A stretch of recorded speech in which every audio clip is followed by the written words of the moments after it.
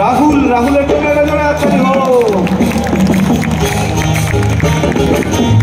রাহুলের পরে তার পেছনে এতক্ষণ সামনে ঢোল বাজাচ্ছিল, অন্যান্য তালযন্ত্র বাজাচ্ছিল। আমাদের সঙ্গে সেই খেলা হবে সময় প্রশ্নোত্তর পর্ব হয়েছে। এখন পেছনে অন্যান্য পারকাশনসগুলো বাজাচ্ছে। মৃগনাভির জন্য একটা জোরে আটকা দেবো। কোনে যেমন আমাদের সর্বকনিষ্ঠ রাহুল, এই আমার সামনে দাঁড়িয়ে আছেন, ইনি আমাদের দোহারের সর্বজ্যেষ্ঠ সদস্য। ৯৯ সালে যখন দোহার শুরু হয়েছিল সেই দিন থেকে এখনো পর্যন্ত উনি আমাদের সঙ্গে এই যন্ত্র বাজিয়ে উনি আমাদের সঙ্গে আছেন। উনি যেমন যন্ত্রটি বাজান তার সঙ্গে উনি গানও করেন।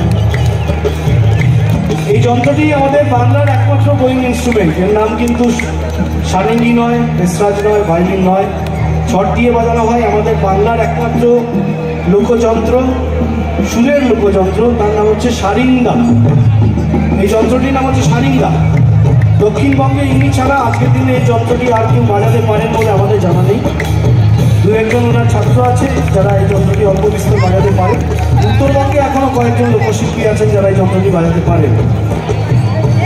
এই যন্ত্রটির নাম সারিঙ্গা বলেছি, এবং যন্ত্রটি ওনার 3 পুরুষের যন্ত্র। প্রথমে ওনার দাদু বাজাতেন, তারপরে ওনার কাকা, এখন উনি বাজাচ্ছেন এই যন্ত্রটি। তারপরে কে বাজাবেন উনি নিজেও জানেন না, আমরাও জানি না। এই যন্ত্রটির বয়স প্রায় 150 বছর এই সারিঙ্গা যন্ত্রটির জন্য, এবং যিনি বাজাচ্ছেন নিরঞ্জনদার জন্য একটা জোরে হাততালি হোক। ওদিকে বাদিকে বাঁশি হাতে নিয়ে দাঁড়িয়ে থাকলেও তার নাম কেষ্ট ঠাকুর নয়, তার নাম ঋত্বিকের জন্য একটা জোরে হাততালি। আর এই পেছনে আমাদের দোহারে একদম শুরু থেকে আমাদের সঙ্গে পারকাশনস বাজায়, দোহারের গোটা সংসারকে দেখে শুনে রাখে, এবং সে আপনাদের ঘরের ছেলে। ওর নাম হচ্ছে সত্যজিৎ।